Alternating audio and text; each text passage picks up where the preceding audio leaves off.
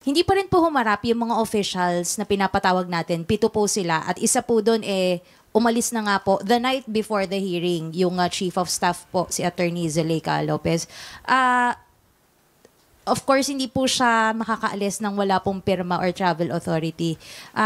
Do you think po ang Vice President po ang nasa likod nung hindi po pag-attend ng mga ito? At kumbaga parang hinayaan pa po niya makaalis ng bansa yung isa? Well, the first question we should be asking is, who is set to benefit from her absence? Diba? Sino ang magbebenepisyo na umalis siya? Remember, this is not the first time that they were invited to attend the hearings. This is the 4th time, I believe, that they were invited to the hearings. And by all appearances, siguro justifiable naman if he would imply bad faith na umalis siya sa gabi bago nangyari yung hearing na pang-apat na imbitasyon sa kanila. The circumstance surrounding the departure of the CUS is really puts in everyone's mind the question, bakit? The timing is very suspicious, no? It also speaks about priority. As a public officer and a public official working in the government, it is your duty to respond to a official invitation by your co-equal branch, especially if it discusses a very important matter, which is the utilization of a public funds. It is your duty above, private matters.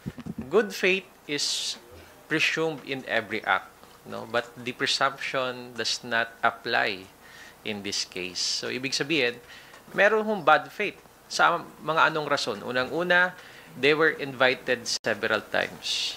Pangalawa, makikita pong merong bad faith kasi umalis po siya ng bansa the night before the scheduled hearing.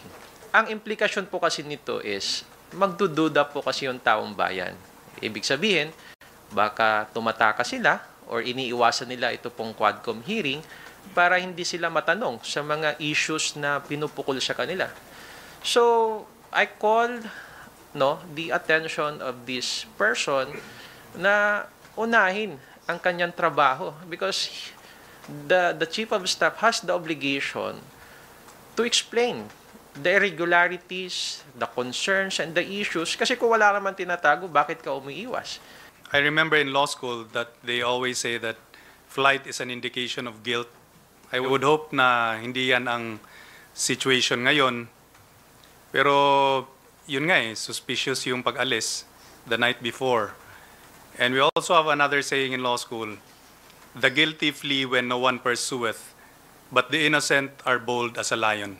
So gaya ng sinasabi ni Attorney Jill, na kung wala namang tinatago, wala namang reason na umiwas po tayo. Hindi pa rin po humarap yung mga officials na pinapatawag natin. 7 po sila at isa po doon umalis na nga po the night before the hearing yung Chief of Staff po, si Attorney Zuleika Lopez. Of course, hindi po siya makakaalis nang wala pong pirma or travel authority. Do you think po ang Vice President po ang nasa likod nung hindi po pag-attend ng mga ito? At kumbaga parang hinayaan pa po niya makaalis ng bansa yung isa?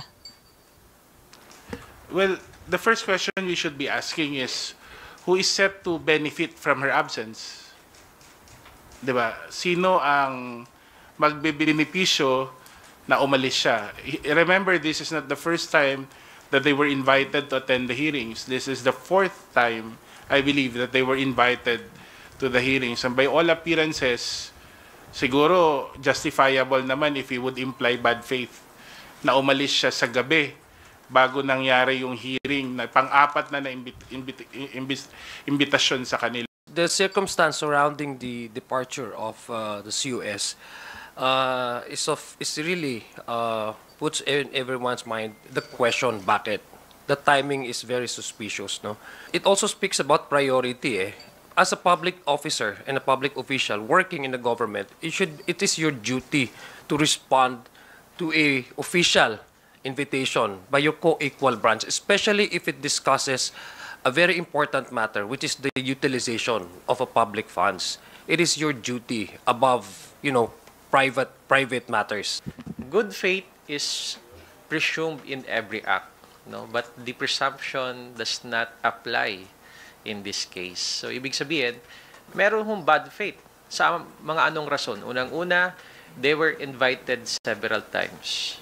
Pangalawa, makikita pong merong bad faith kasi umalis po siya ng bansa the night before the scheduled hearing. Ang implikasyon po kasi nito is magdududa po kasi yung taong bayan. Ibig sabihin, baka tumataka sila or iniiwasan nila ito pong Quadcom hearing para hindi sila matanong sa mga issues na pinupukol sa kanila. So, I called the attention of this person na unahin ang kanyang trabaho because the chief of staff has the obligation to explain the irregularities, the concerns, and the issues. Kasi kung wala naman tinatago, bakit ka umiiwas? I remember in law school that they always say that flight is an indication of guilt.